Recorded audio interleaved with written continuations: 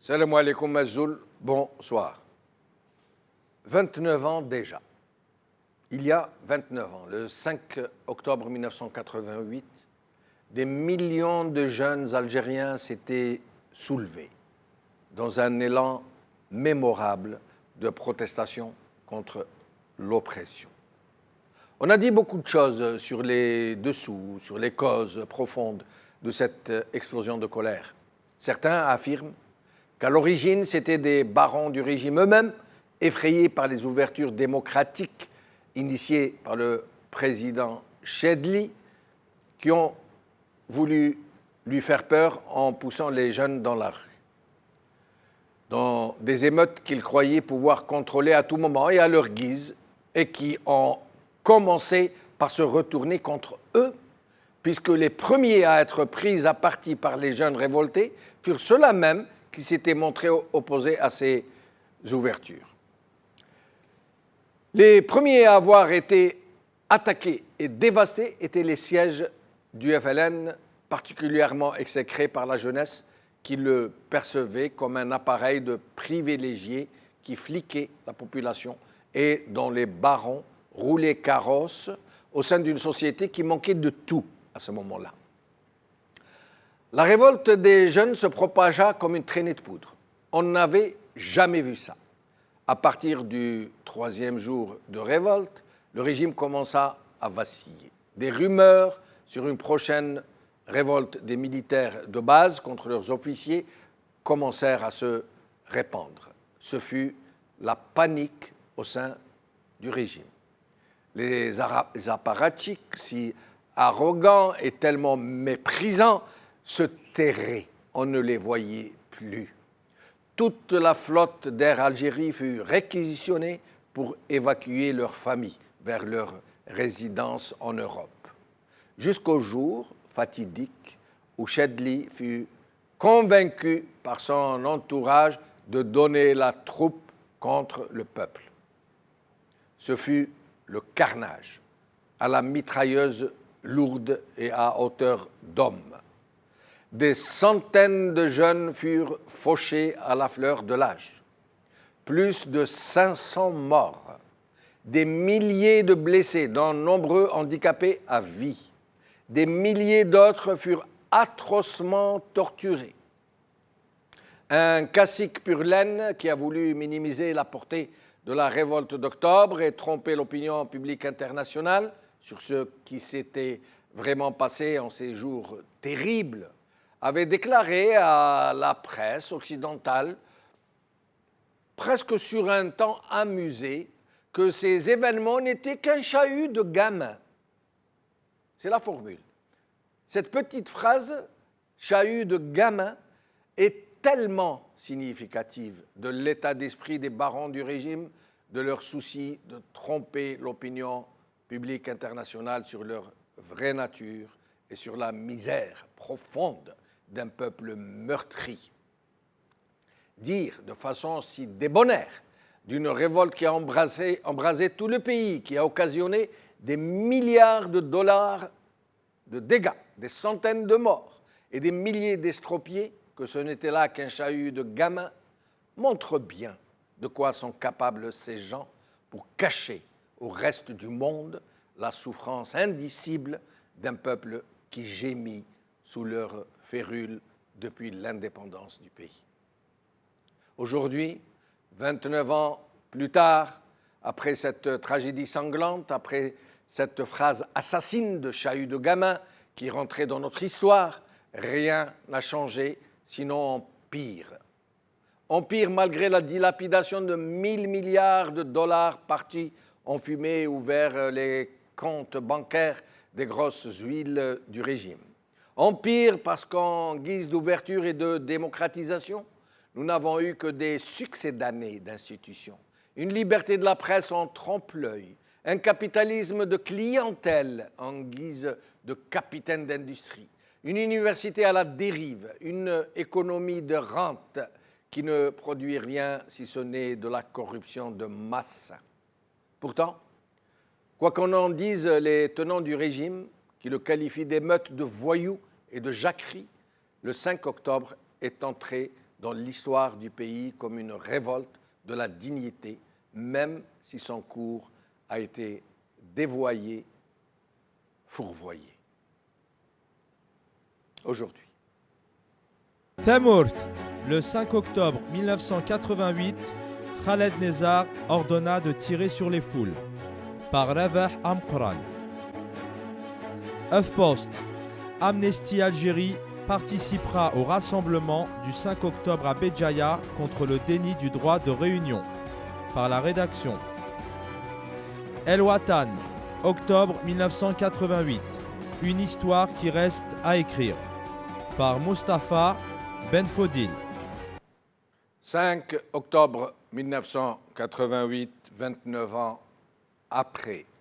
Pour en parler, nous aurons avec nous Karim Tabou, que nous ne réussissons toujours pas à joindre, Houssine Boumedjan, président du bureau régional de Bjaïa, de la Ligue algérienne, de la LAADH, Ligue algérienne de défense des droits de l'homme, et Salah Dabouz, président du bureau national de la Ligue algérienne de défense des droits de l'homme.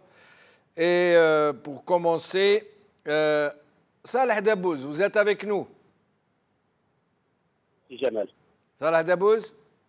Oui, je suis avec vous, Jamal. Je vous entends très mal. Je suis avec vous, monsieur Jamal. Merci, Salah Dabouz, d'être avec nous. Alors, donc voilà, 29 ans plus tard, alors le bilan que vous faites, est-ce que finalement, tous ces morts, tous ces blessés, toutes ces personnes qui ont été torturées, ces dégâts, est-ce que finalement, toutes ces réformes d'apparence qui ont été engagées ont apporté quelque chose? Il n'y a pas longtemps, une politicienne avait dit que l'Algérie avait déjà eu son printemps des peuples, puisqu'aujourd'hui, grâce à Dieu, nous disposons de partis politiques, d'institutions élues, de liberté de la presse, etc. C'est votre avis aussi, Salah Dabouz? Non, pas du tout. Je ne partage pas cet avis du tout, parce qu'en fait, nous sommes peut-être à la même case de départ, si on considère le 5 octobre comme une case de départ. Sinon, peut-être qu'on a même perdu de certaines libertés. Avant 5 octobre, nous savions qu'il y avait officiellement un seul parti, malgré que dans ce parti, il y avait des tendances. Et par la loi, c'était interdit de créer des partis politiques, et c'était aussi interdit de faire des associations, enfin, si ce n'est pas des associations créées par le pouvoir en place. Mais la loi interdisait. Mais maintenant que la loi autorise et que le pouvoir en place interdit la création de partis politiques, je dis bien interdit, il y a de ça 6 mois, je me suis réuni avec 30 partis politiques qui avaient réuni toutes les conditions demandées par la loi, exigées par la loi pour créer leur parti politique. Le ministre de l'Intérieur a refusé de recevoir leur dossier en violation de la loi. Et quand il reçoit le dossier, il refuse de vous accuser de réception comme l'exige la loi et en violation de la loi. Donc on a fait du marche arrière, parce qu'avant octobre, la loi interdisait la création de partis politiques. Mais maintenant que la loi l'autorise, c'est les pouvoirs publics qui abusent de leur autorité pour empêcher les Algériens de jouir de certains droits qui sont promulgués par la loi. Donc, ajouter à cela toutes les violations, toutes les tortures, parce qu'il y a des tortures aujourd'hui. Mansour Ahmed a comparu hier devant le juge à Souguer contre un officier de la police qu'il avait torturé il y a de ça 2 ans, et la justice n'a pas voulu prendre ça comme une affaire de torture, mais ils ont juste accusé le policier en question, après l'avoir dégradé, de coups et blessures, alors qu'il s'agissait de la torture. Donc des affaires comme ça, il y en a par, je dirais, de dizaines, si ce n'est pas par centaines. En général, 90%, si ce n'est pas plus, de plaintes n'aboutit jamais. Mais si ça aboutit, on essaye de lui donner une petite forme juridique comme ça, de coups et blessures, peut-être même involontaire, pour juste évacuer l'affaire, si la faute est très grave. Donc on a reculé, et on a énormément reculé, et je crains le pire pour ce pays. Restez avec nous, Salah Debbouz. Houssine Boumedjane, merci d'être avec nous. Je suis avec vous. Merci. Alors, Houssine Boumedjane, même question avant de rentrer dans le vif du sujet. En termes de droits de l'homme, puisque vous êtes le président du bureau régional de Bjaya, de la Ligue, d'après vous, 29 ans plus tard, qu'en est-il des droits de l'homme en Algérie? Bon, tout d'abord, je dirais bonsoir à tout le monde, à tous les auditeurs. 29 ans après les événements d'octobre 88, je pense que la parenthèse a été vite fermée en 91 parce que l'État qui fait, c'est-à-dire le coup de force qui a été fait en 91 par les généraux, à ramener le pays justement à la case départ. 29 ans après, nous revenons à la même case de départ où toutes les libertés sont confisquées, où toutes justement les attentes du peuple ont été éliminées. Donc, dans ce cas, nous dirons que nous n'avons pas avancé en termes de droits, parce qu'aujourd'hui, les mouvements associatifs, je dirais que la société civile, les partis politiques, jusqu'à présent, n'arrivent pas à asseoir leur assise dans la société pour une démocratisation, justement, de l'Algérie. Donc, à cet effet, nous dirons que nous n'avançons pas comme aspire le peuple. Il y avait un semblant d'ouverture entre 89 à 2011. Durant ces 2 années, il y avait quand même une lueur d'espoir. Mais en 91, juste après le coup d'État, voilà, la parenthèse s'est fermée et nous avons assisté à une décennie où tous les Algériens ont traversé une période très difficile sur tous les plans. Houssine Boumedjane, Oui. au sujet des événements du 5 octobre, nous savons tous maintenant que dès que les événements étaient partis, le régime s'est affolé et il a eu comme première priorité d'empêcher la Kabylie d'entrer dans la danse. Ils ont envoyé des centaines d'émissaires sillonner toute la Kabylie pour essayer de dissuader les jeunes d'entrer dans la révolte. Et curieusement, ils ont réussi dans une très large mesure.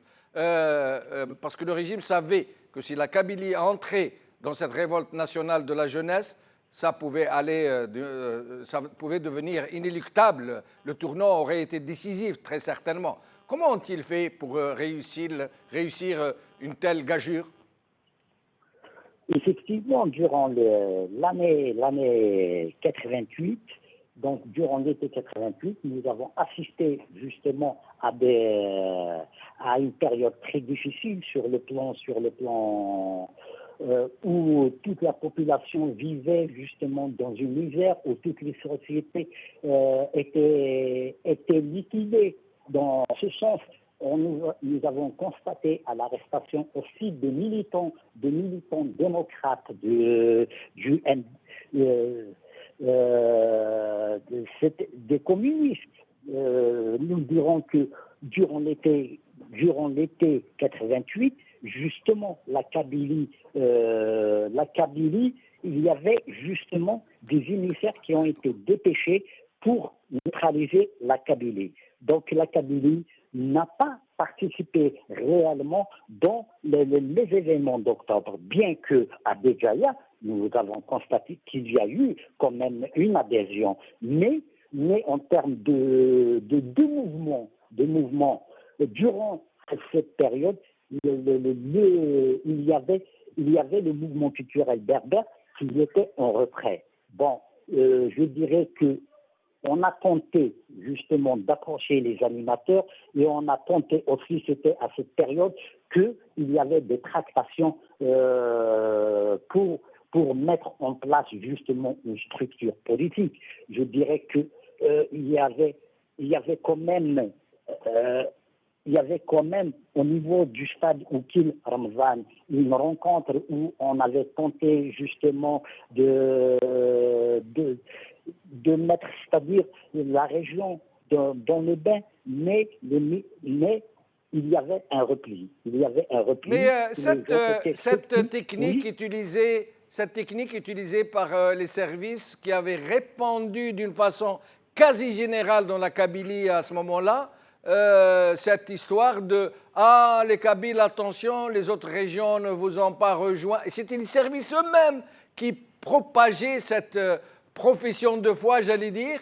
Attention, les Kabyles, les autres régions ne vous ont pas suivi dans le printemps noir, ils ne vous ont pas assisté lors de vos révoltes, alors vous aussi ne marchez pas avec eux. Et ils ont fait en sorte que cet appel sortait des milieux populaires. Les gens ne se sont pas rendus compte qu'il venait du cœur des services de sécurité. Oui, c'était les services. C'était à cette époque, c'était l'armée de Khair. Absolument, entre autres. Qui était chargée de neutraliser justement cette région. Donc, l'opportunité sur le terrain, je dirais que ce rendez-vous n'a pas été suivi par la population de la Kabylie, bien que au niveau d'Alger, il y avait quand même une ébullition, il y avait quand même des gens de gauche qui étaient au niveau des entreprises, je dirais que de Riba, qui étaient en grève à ce moment-là. Donc, mais la Kabylie n'a pas participé réellement. C'est après les événements du 5 qu'il y a eu quand même à Béjaïa, je dirais que le 7, le 8 octobre, il y a eu des morts ici. À Béjaïa, nous avons compté quand même des blessés. Et aujourd'hui, il y a même une association, l'association des victimes d'octobre, qui revendique son statut de victime. Voilà. Restez avec nous, Hossein Boumedjane. Oui. Je rappelle que nous n'arrivons pas à joindre Karim Tabou. Nous allons essayer de joindre un jeune de RAJ, Rassemblement algérien pour la jeunesse. Et nous allons écouter l'un des responsables de la tuerie, du carnage, nous expliquer pourquoi il y a eu, pourquoi le régime a décidé de donner la troupe contre la jeunesse algérienne et d'utiliser des chars et la mitrailleuse lourde à hauteur d'homme qui ont fait 500 victimes, plus de 500 victimes, même si ce chiffre n'a jamais été reconnu par le régime algérien, mais il est établi avec des preuves et des noms, des prénoms, et plus de 3 ou 4 000 blessés, dont certains dans une situation irréversible. Par des manifestations monstres. Des manifestations de plus de 50 000 jusqu'à 75 000 hommes, malgré que, à l'époque, il y avait l'état de siège et interdiction de se rassembler. Parce que l'état de siège, c'est ça. Il y a interdiction de se rassembler, utilisation des armes uniquement pour faire disperser les gens, et dans des normes bien réglementées, à savoir on ne tire pas pour tuer, on tire pour faire disperser, le chef désigne une arme, tire dans les jambes, après avoir donné des formations, pour faire disperser les gens, c'est tout. Le malheur, c'est que les gens, la troupe qui n'avait pas l'habitude au maintien de l'ordre, tiraient soit par terre, soit en l'air. Et c'est là où ça fait le plus de dégâts. Parce que tirer par terre, vous avez 2 projectiles au lieu d'un. Vous avez l'enveloppe qui est en laiton, qui part d'un côté, et vous avez le noyau d'acier qui part de l'autre. Devant une foule, c'est là où ça fait des dégâts. Aujourd'hui, vous vous dites que notre riposte était disproportionnée par rapport à la nature des événements? Non, je ne dirais pas disproportionné. Je dirais que je regrette, bien sûr, qu'il y ait eu des morts, mais il n'y avait pas moyen de faire autrement. Salah Dabbouz, le général Nzar, donc, dit que ce qui a fait les dégâts, ce n'est pas le fait d'avoir tiré à hauteur d'homme, ce qui est pourtant prouvé. Ce sont des balles qui sont pénétrer directement et à hauteur d'homme ou de tête. Il dit non, non, c'est parce qu'il tirait en l'air. Le plus grave, c'est parce qu'il tirait en l'air et par terre. Bon, en l'air, on n'a pas compris pourquoi ça a fait des dégâts, des coups tirés en l'air, on ne comprend pas. Et il dit que par terre, il explique, il dit parce que la balle, quand elle touche le béton, il y a une enveloppe de béton qui part, qui fait une victime, et il y a le noyau de la balle qui part, qui fait une autre victime. Une explication absolument digne de figurer dans les meilleures académies militaires du monde. Mais sinon, Salah Dabouz, comment expliquez-vous un tel carnage en quelques jours seulement, plus de 500 morts, des milliers de blessés lourds? Pourquoi le régime avait peur à ce point? Non, mais le régime n'a pas peur, n'avait pas peur et il n'a encore pas peur. Et on nous montrait des images le 29 septembre de carnage, d'actes terroristes, enfin tout ce qui s'est passé pendant la décennie, ce qu'on appelle la décennie noire. Et puis après, 2 jours, tout le monde était choqué. 2 jours après, Yahya, il paraît pour nous dire, écoutez, la télévision a bien fait de vous rappeler ça. Et il nous dit qu'il faut vous rappeler, c'est-à-dire qu'un régime en place actuellement qui est bien armé, mais il est armé pour prôner le peuple et l'empêcher de se soulever. Et donc il est là pour commettre un carnage ou encore d'autres carnages, comme ça encore plus, et le message est clair. C'est-à-dire le message, il passe par l'image. On a vu octobre et on a vu la décennie qu'ils ont appelée la décennie noire, ou je ne sais plus quelle couleur ils lui donnent, pour nous dire il faut vous tenir calmement, laissez-nous faire ce qu'on veut faire, ne nous dérangez pas parce que sinon vous allez être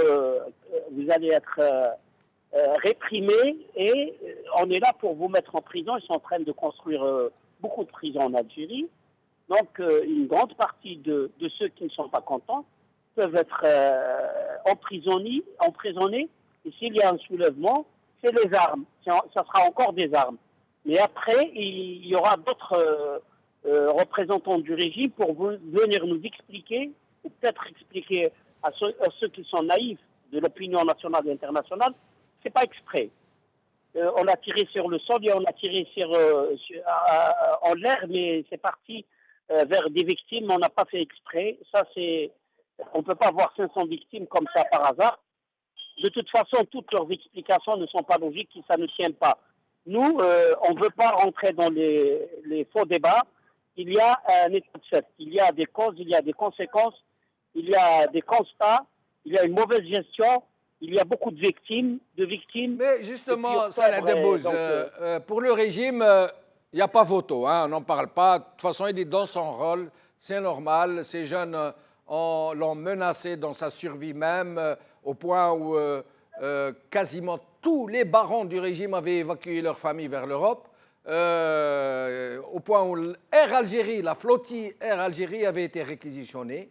Et donc, ils sont dans leur rôle, les barons du régime. Mais ce que je ne comprends pas, c'est que la société civile elle-même, y compris les partis politiques, y compris la presse, y compris les organisations de droits de l'homme, les syndicats, ce 5 octobre est littéralement passé à la trappe, alors qu'il est l'un des événements les plus majeurs de l'histoire post-indépendance.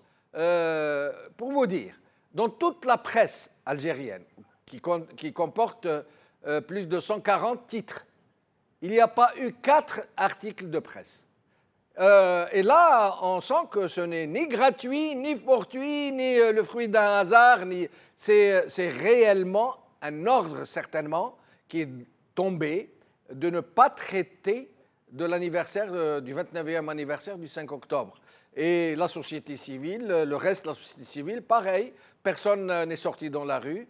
Personne n'a voulu commémorer, à part RAJ, nous dit-on, Rassemblement algérien pour la jeunesse. Comment expliquez-vous cette indifférence de la société civile pour un tel événement? Moi, je ne pense pas que ça soit de l'indifférence, mais bon, écoutez, je ne sais pas pour toute la société civile, je ne peux pas vous faire un commentaire sur tous les autres, mais je parle de la Ligue algérienne pour la défense des droits de l'homme. Aujourd'hui, nous avons entre les mains des cas urgents à traiter aujourd'hui qui datent d'hier et d'aujourd'hui, de demain.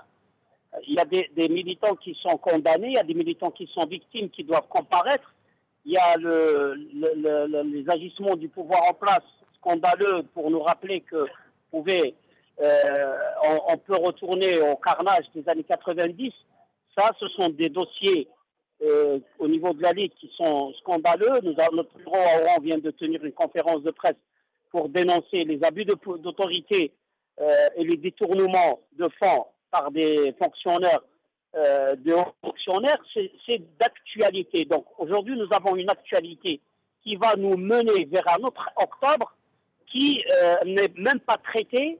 On ne l'a même pas traité convenablement. On n'a même pas les moyens de la traiter convenablement parce qu'on est tous un peu, c'est-à-dire, on n'a même pas les moyens de parler de ça. On essaie par tous les moyens qu'on a, mais on n'arrive pas parce que tous les militants ils sont poursuivis ou presque.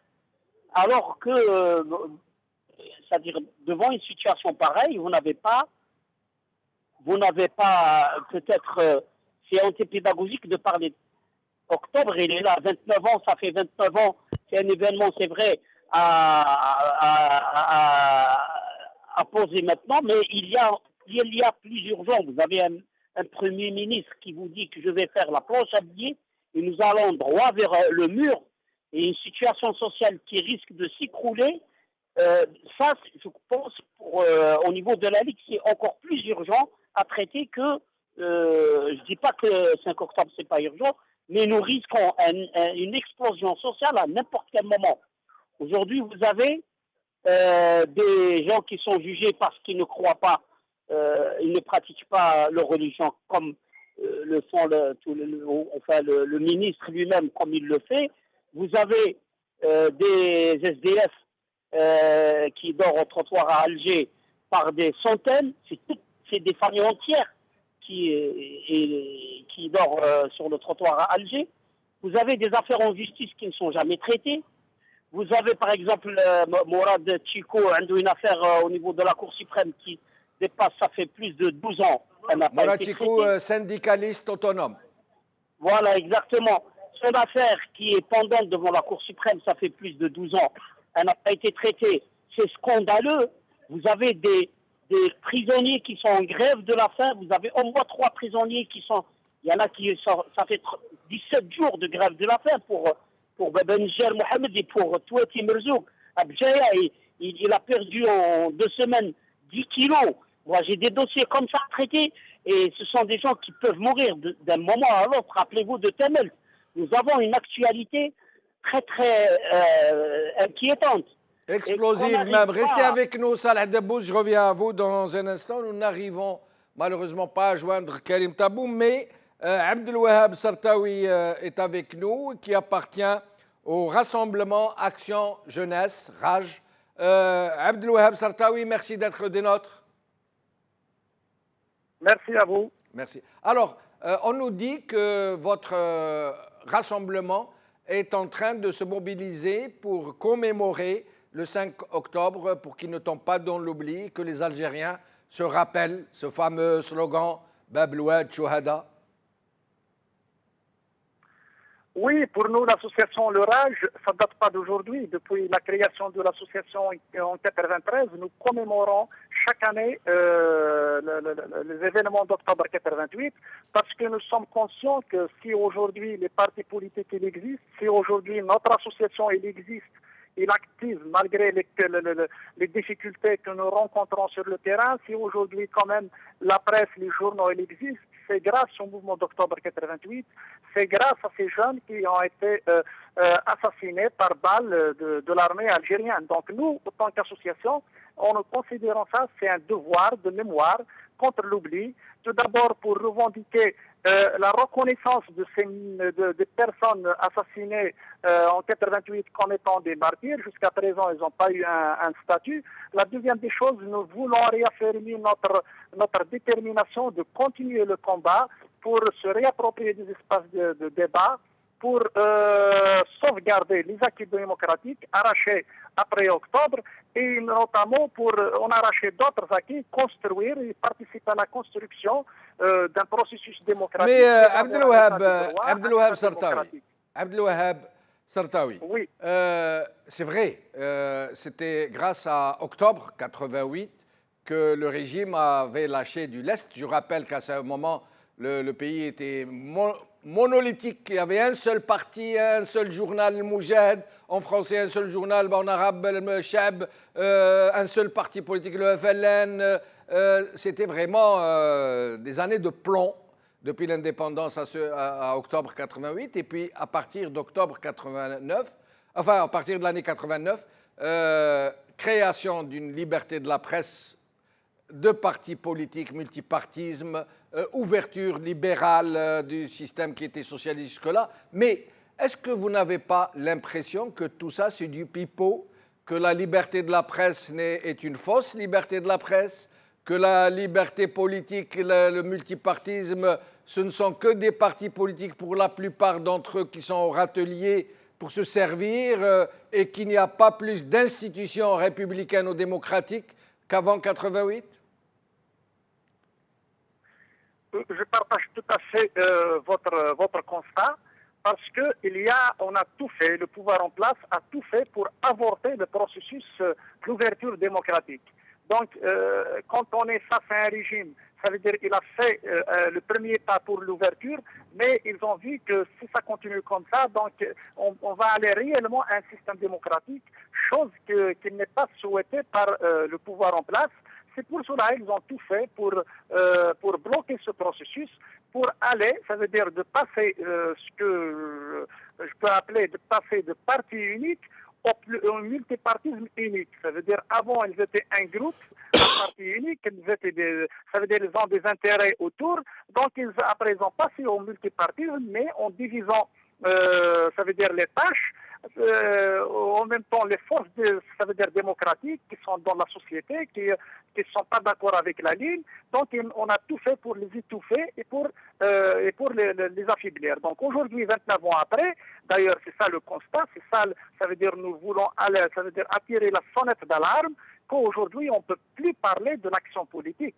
Les partis politiques aujourd'hui, ça veut dire moi, je responsabilise aujourd'hui les partis politiques de ne pas pouvoir créer une dynamique, créer un déclic, un véritable dynamique interne au niveau national, mais aussi le pouvoir en place n'a pas permis à l'émergence des partis politiques indépendants, démocratiques, et il a tous ses moyens pour les affaiblir.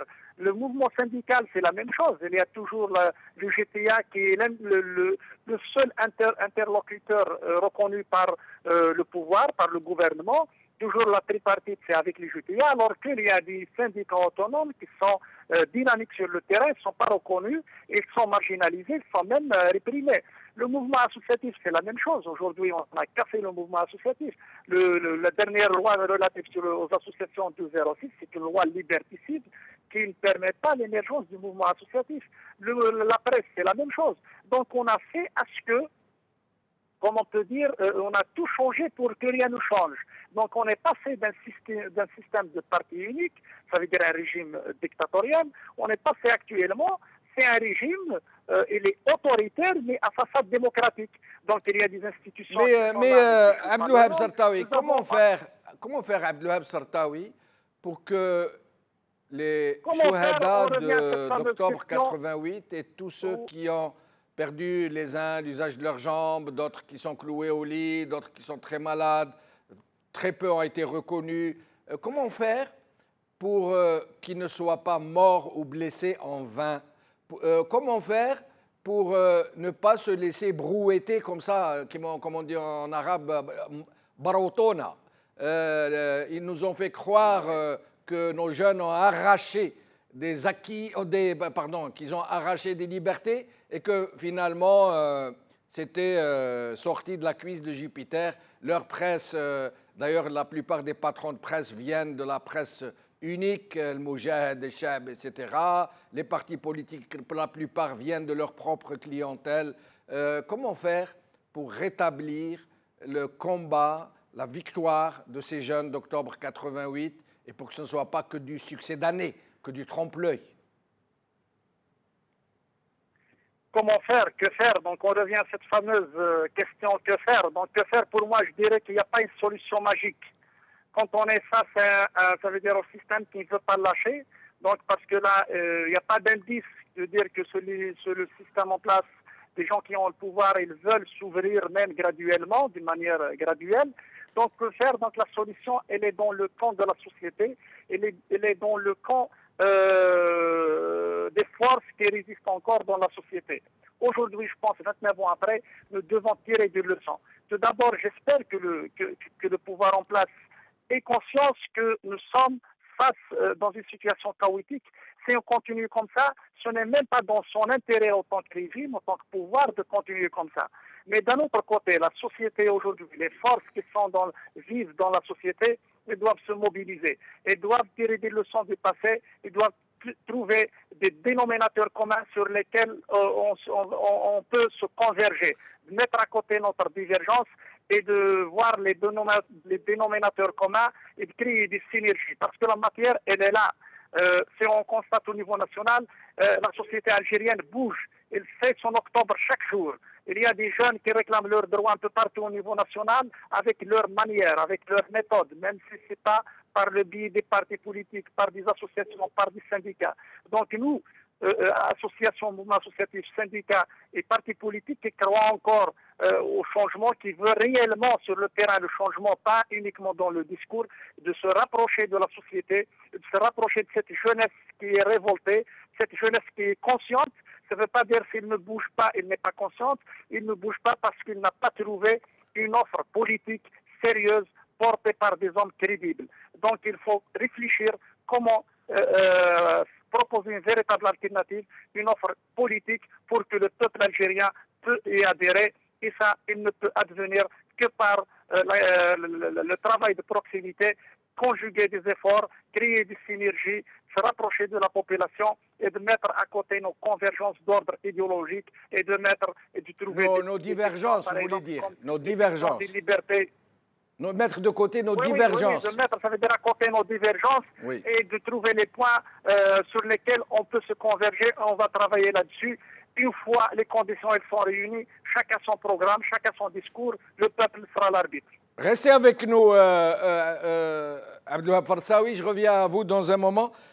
Houssine Boumediene, en octobre 88, les jeunes sont sortis dans la rue pour montrer leur colère d'abord et pour contester le régime de façon très forte.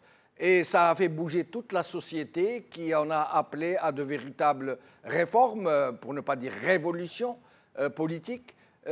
Aujourd'hui, la jeunesse est dans un tout autre état d'esprit. Elle est là, elle gronde, elle n'a pas de force politique autour de laquelle se rallier pour pouvoir exprimer sa colère, ses contestations. Elle s'exprime d'une façon très curieuse, malheureusement, très triste, pathétique. Elle se lance à corps perdu dans la mer pour essayer de la traverser, l'Harraga, pour essayer de rejoindre l'autre rive de la Méditerranée. Et ça devient de plus en plus massif jusqu'au point où maintenant même, il y a même des femmes Harraga, des enfants Harraga et tenez-vous bien, des vieillards Harraga. Effectivement, justement, la jeunesse algérienne aspirait justement après les événements d'octobre à une véritable ouverture. Mais cette ouverture, elle ne s'est pas faite comme l'aspirait justement cette jeunesse, parce que il y avait un semblant d'ouverture, mais cette ouverture a fait que l'État, le système qui est resté le même après l'ouverture, parce que nous avons évolué dans un système unique, et après le pluralisme, après l'ouverture, nous constatons aussi que ce système avait la même mise sur la société. Il y avait un semblant, on avait ouvert, on avait créé des partis politiques, il y avait un pluralisme syndicales, associatives, etc., la presse. Mais en réalité, ça n'a pas beaucoup évolué vers un changement auquel aspirait la jeunesse, auquel aspiraient les citoyennes et citoyens algériens. Donc, à ce effet, je dirais que la jeunesse algérienne vit dans le marasme, et vit des problèmes quotidiens qu'elle n'arrive pas jusqu'à ce jour à surmonter. Donc nous l'avons constaté à travers le taux de chômage élevé dans notre pays. Nous l'avons constaté aussi que cette jeunesse, même après avoir terminé leurs études, même après leur cursus scolaire, cette jeunesse n'avait pas justement tous les atouts pour réellement, c'est-à-dire se maintenir dans ce pays. Donc, nous avons vu le phénomène de Haraga, et c'était la jeunesse en premier lieu qui était concernée par ce phénomène. Nous avons constaté, et aussi cette crise que nous avons vécue durant cette décennie, nous a pas permis d'aller vers l'aspiration auquel cette jeunesse voulait justement aller. Donc, à ce fait, je dirais que le passage n'a pas changé la nature du système, et les réponses apportées aux revendications des jeunes d'octobre 88 n'ont pas en réalité. Elles ont été perverties Donc, nous avons constaté un manque de volonté politique du pouvoir de consacrer véritablement les réformes qui ont été engagées à cette époque. Nous avons constaté aussi qu'il y avait une destruction de la base économique et du tissu industriel qui a fait que dans notre pays, toutes les richesses ont été spoliées, et cette jeunesse, justement, au lieu de s'épanouir, se trouvait confrontée justement à un taux de chômage qui est élevé. Aujourd'hui, nous vivons encore ce phénomène, nous vivons encore cette crise, et cette jeunesse n'arrive pas à surmonter tous ces problèmes. Donc je dirais que le pouvoir en place a réussi justement à donner une façade extérieure d'ouverture, mais dans la réalité, nous n'avons pas vraiment évolué. Merci Hussein Boumdjian, restez avec nous jusqu'à la fin de l'émission. Salah Dabouz, tout à l'heure, Abdelwahab Farsaoui parlait d'attendre une offre politique qui soit valable, une offre politique faite par le régime à la jeunesse.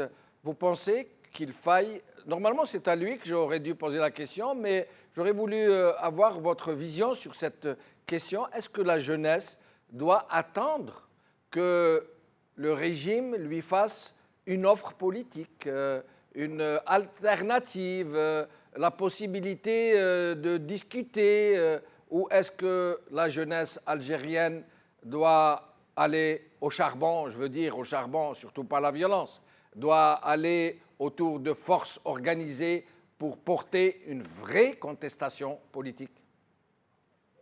Écoutez, moi, je ne connais pas, à travers l'histoire, je ne pense pas, de toute façon, ce que je connais, moi, il n'y a jamais eu d'offre de droit par n'importe quel pouvoir à n'importe quel citoyen. Les droits se prennent et s'arrachent. Si vous acceptez une situation, elle dure. Si cette situation ne vous convient pas, je parle aux citoyens. Dans l'Algérie, il n'y a pas que les jeunes, il y a des citoyens et des citoyennes qui ont des droits et qui doivent. C'est aux citoyens, c'est au peuple de bouger. Et c'est au peuple de faire respecter ses droits. Les partis politiques, la société civile, les syndicats, ce sont des moyens d'expression. Alors aujourd'hui, si le peuple ne fait rien pour que la situation change, rien ne va changer.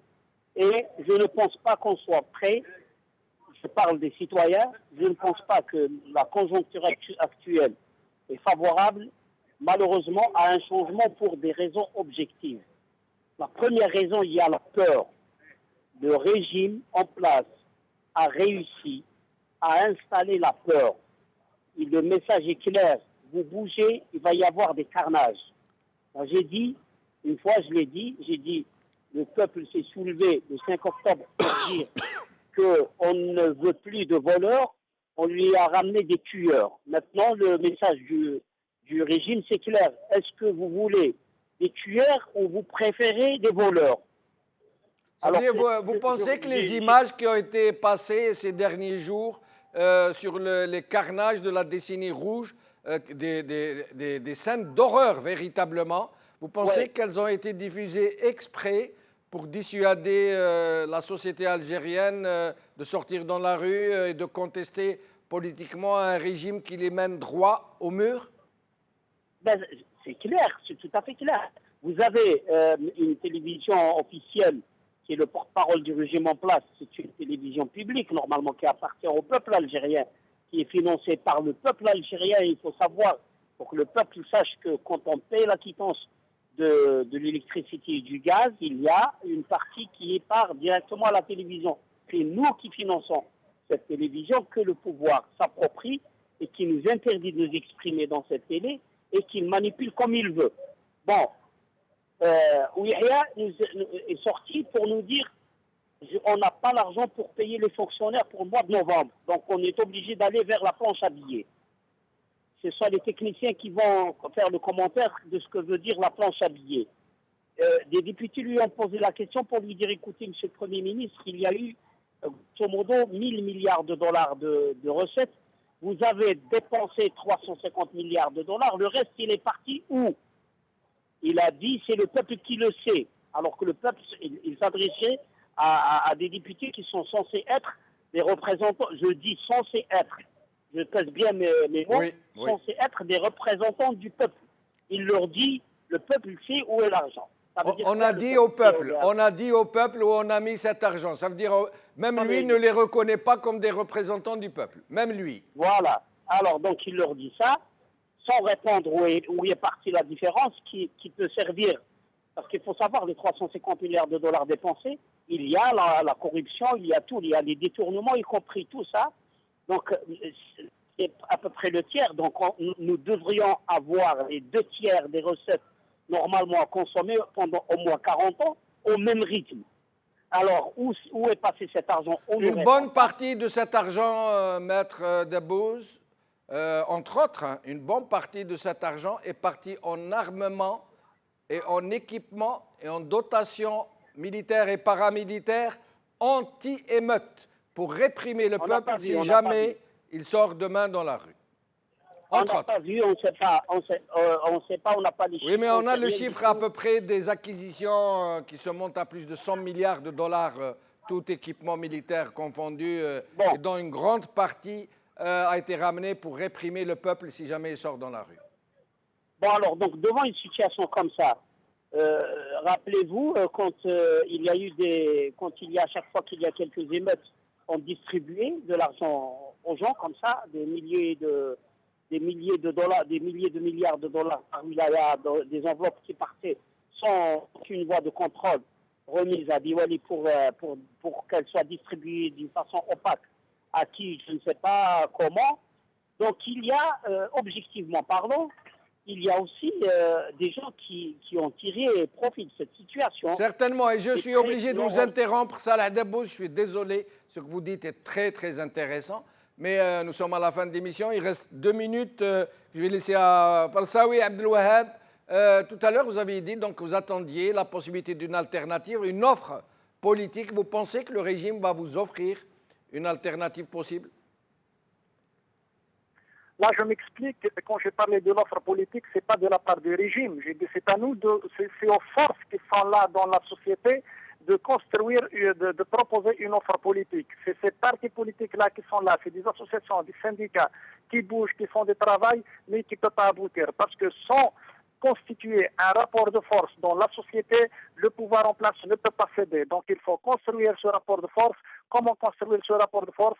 C'est en se rapprochant de la société, c'est en essayant de gagner la confiance du citoyen parce qu'il est conscient, il attend une offre politique. Donc c'est à ces forces politiques-là, entre partis vraiment démocratiques qui se soucient de l'intérêt général du pays, sur ces associations, ces syndicats-là, ces limites d'une manière générale, de revoir leur stratégie et de revoir leur manière de travailler et d'offrir et de s'organiser entre eux et de faire une proposition politique, une offre politique. Donc c'est pas le pouvoir il fera jamais une offre politique s'il n'y a pas un rapport de force dans la société. Ça c'est la règle qui existe un peu partout dans le monde, on ne peut pas la changer.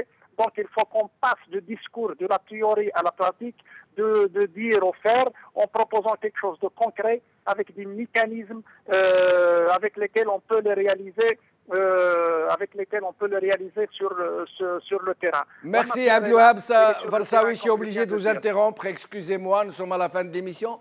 J'espère que vous serez plus souvent des nôtres. Nous sommes ravis de vous avoir accueillis. Merci à vous, merci à Karim Tabou que nous n'avons pas pu joindre, Houssine Boumedjan, Saleh Dabouz. Merci à vous, chers amis, d'avoir suivi cette émission.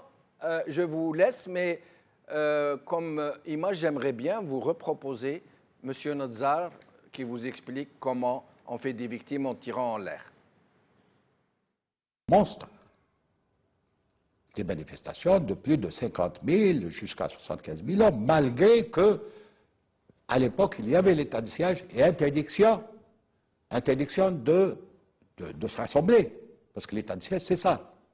Il y a interdiction de se rassembler, utilisation des armes uniquement pour faire disperser les gens, et dans des normes bien réglementées, à savoir on ne tire pas pour tuer, on tire pour faire disperser, le chef désigne une arme, tire dans les jambes, après avoir donné des formations, pour faire disperser les gens, c'est tout. Le malheur, c'est que les gens, la troupe qui n'avait pas l'habitude au maintien de l'ordre, tiraient soit par terre, soit en l'air. Et c'est là où ça fait le plus de dégâts.